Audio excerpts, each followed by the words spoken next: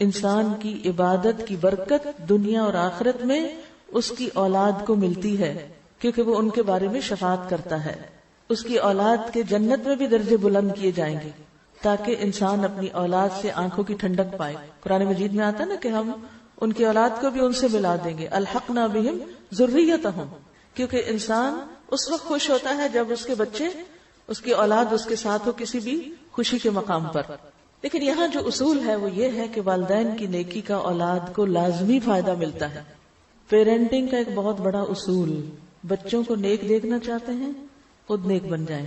بچے آپ کے طریقے پہ چلیں گے اور آپ کی نیکی کے اثرات ان تک پہنچیں گے.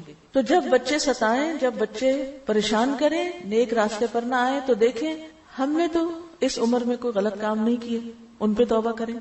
یا پھر یہ کہ آج میری زندگی میں تو کوئی ایسی چیز نہیں کہ جو میں اللہ کی نافرمانی کی کر رہی ہوں.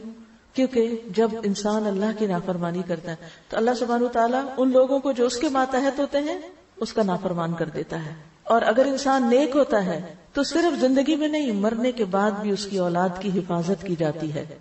کسی کا کہنا ہے کہ جب بھی میں کسی سلجھے ہوئے نوجوان کو دیکھتا ہوں، خوشحال انسان کو، تو مجھے یقین ہو جاتا ہے کہ ضرور اس کا باپ صالح اور نیک ہوگا. کیونکہ قرآن مجید میں آتا ہے وَكَانَ أَبُوهُمَا صَالِحًا، کہ ان کا باپ نیک آدمی تھا.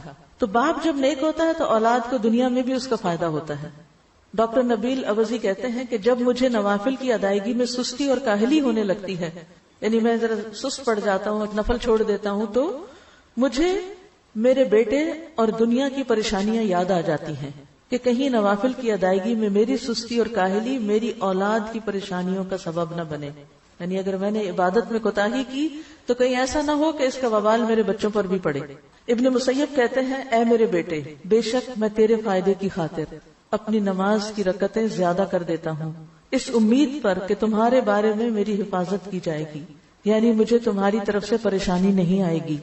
پھر اس آیت کی تلاوت کرتے وَكَانَ أَبُوهُمَا صَالِحًا، کہ ان کا باپ نیک تھا.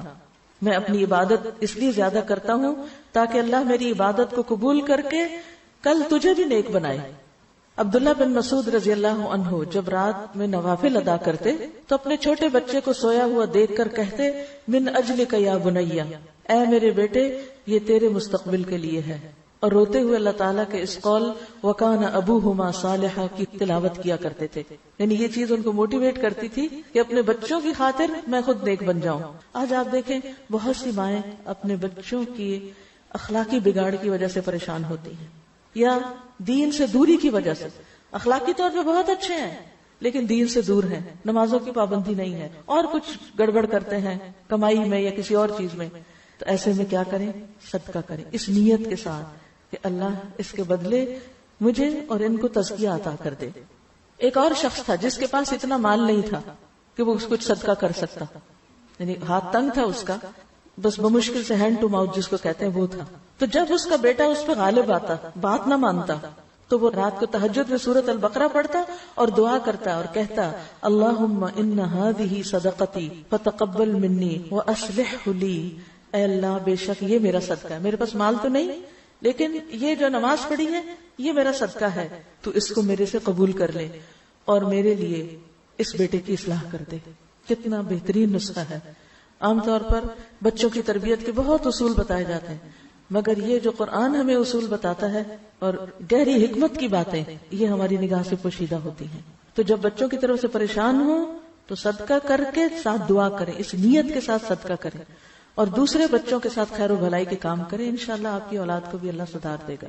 اسی طرح ایک شخص تھا کہ جب اس کا کوئی بیٹا اخلاقی طور پر بگڑ جاتا یعنی کوئی غلط کام کرتا تو وہ شخص صدقہ کرتا، لوگوں کو کھانا کھلاتا اور کہتا خذ من اموالہم صدقۃ تطہرہم وتزکیہم بہا، کہ ان کے مالوں میں سے صدقہ لیجئے، اس کے ساتھ آپ انہیں پاک کریں اور انہیں صاف کریں.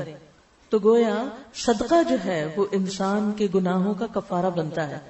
اللہ کے راستے میں دینا، بخل سے نکلنا انسان کو خود بھی فائدہ دیتا ہے اور اولاد کی بھی بھلائی کا ذریعہ بنتا ہے. اور اس میں شاید پہلے بھی کبھی ذکر کیا میں نے کہ میرے تفسیر کے استاد تھے، وہ کہا کرتے تھے کہ جب میرے پاس کوئی خاتون آ کے یہ کہتی ہے کہ مجھے کوئی دعا بتائیں، میرا بچہ کھانا نہیں کھاتا، چھوٹے بچے جیسے تنگ کرتے ہیں نا، تو میں ہمیشہ انہیں کہتا ہوں کسی غریب کے بچے کو کھلاؤ تمہارا بچہ خود ہی کھانے لگے گا. تمہارا بچہ نہیں پڑھ رہا، کسی اور کے بچے کو پڑھاؤ. یعنی جہاں دیکھو کہ کمی ہے جس راستے میں، وہ دوسروں کے ساتھ بھلائی شروع کر دو. جب تم دوسروں کے ساتھ خیر اور بھلائی کرو گے، کسی اور کے لیے سوچو گے. اور دور جانے کی ضرورت نہیں، اپنے ہی گھر میں بچے ہوتے ہیں، اپنے نہیں تو اپنے بہن بھائیوں کے، دیورانی جٹھانی کے، اور بچے تو سب معصوم ہوتے ہیں نا. تو دوسرے بچوں سے پیار کرو، دوسرے بچوں کا خیال کرو، انہیں کچھ کھلاؤ پلاؤ، تو دیکھو کہ کس طرح تمہاری اولاد میں اس کی خیر و بھلائی لوٹتی ہے. تو وہ صدقہ کر کے کہتے، اے اللہ یہ صدقہ میرے بیٹے کے اخلاقی تزکیے کے لیے ہے. یعنی میں نے یہ صدقہ کیوں کیا ہے؟ کس مشکل کی آسانی کے لیے؟ اپنے بچے کے تزکیے کے لیے، کہ اس کو تو نیک بنا دے. بے شک اس کی یہ اخلاقی بے راہ روی جو ہے، اس کا بگڑنا میرے لیے اس کی بیماری سے بھی زیادہ شدید ہے. وہ بیمار ہو جاتا تو مجھے اتنی تکلیف نہ ہوتی جتنا وہ بگڑ چکا ہے اور نہ نماز پڑھتا ہے، نہ روزہ رکھتا ہے، نہ صدقہ کرتا ہے، اور کئی خرابیوں میں مبتلا ہو گیا.